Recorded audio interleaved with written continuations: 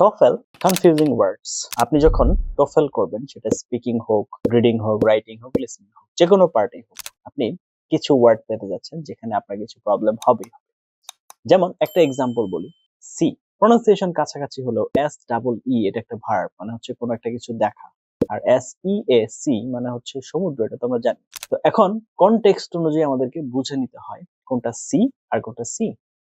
এই যে ডিফারেন্সটা, কনটেক্সট অনুযায়ী বোঝার যে ব্যাপারটা, প্র্যাগম্যাটিক্স এর যে ব্যাপারটা, এখানে যে প্র্যাগম্যাটিক্যালি আপনাকে হচ্ছে আইডেন্টিফাই করতে হবে এটা কি আসলে স্পিচ অ্যাক্ট হিসেবে কাজ করছে, নাকি ইমপ্লিকেচার হিসেবে কাজ করছে, নাকি আপনার হচ্ছে কি হিসেবে কাজ করছে, এই জিনিসটা তো আপনাকে বুঝতে হবে।